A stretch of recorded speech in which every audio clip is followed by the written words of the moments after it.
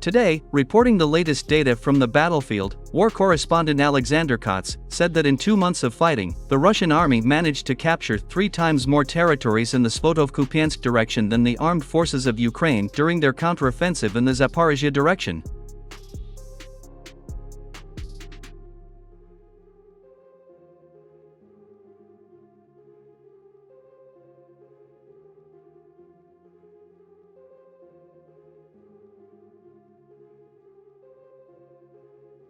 The words of Alexander Kotz are also confirmed by other war correspondents and experts, stating that the Russians managed to capture more territories near Kupiansk and Krasny Liman in just 1 week than the Ukrainian army in 8 weeks of its counteroffensive in the Zaporizhia region. Moreover, many Ukrainian TG channels are also forced to confirm these statements.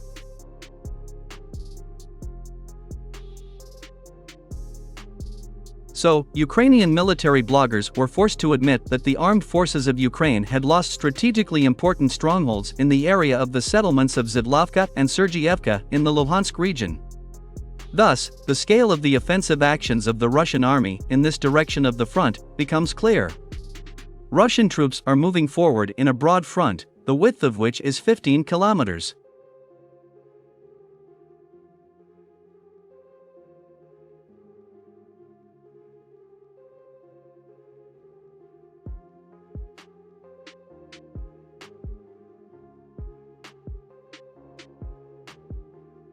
Such an impressive width of the front is due to the fact that Ukrainian units cannot withstand the onslaught of the advancing Russian forces, and are forced to retreat deep into the territory, and in some areas, they even have to surrender.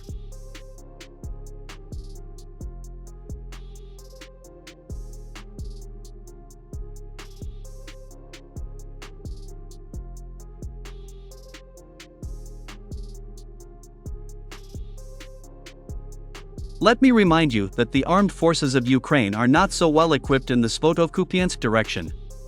The fact is that the Ukrainian High Military Command and its Western military advisors have concentrated all the power of the Ukrainian army, consisting of the so-called NATO divisions, in the Zaporizhia direction.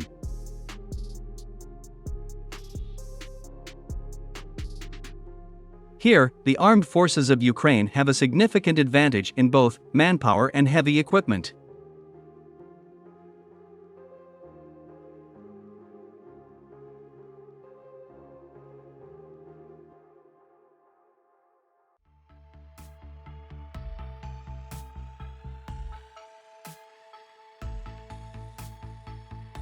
However, even this did not allow the armed forces of Ukraine to break through the Russian defense in this direction of the front.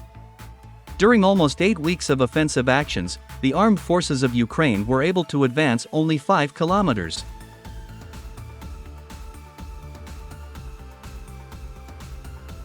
Moreover, the mood of the Western curators of the Kiev authorities was also spoiled by the news that Russian troops managed to break into the village of Staromaersk, which is located on the border of the Zaporizhia and Donetsk regions.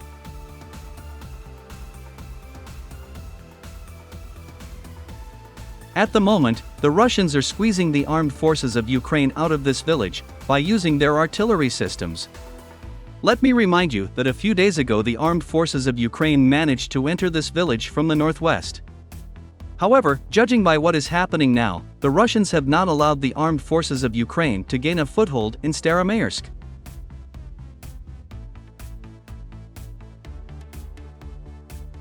As for the Svitov-Kupiansk direction, the situation for the armed forces of Ukraine is very alarming here.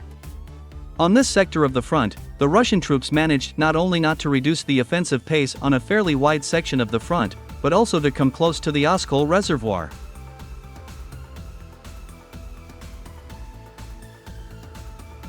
If the Russians manage to break through to this strategically important object, then the entire Kharkiv region will be within sight and reach of the Russian forces.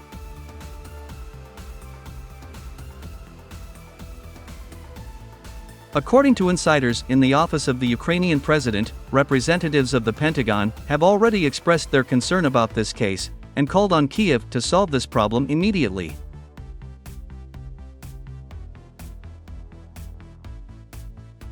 It is also worth noting that today, Volodymyr Zelensky presented General Zaluzny with the nominal gun for special services to the fatherland.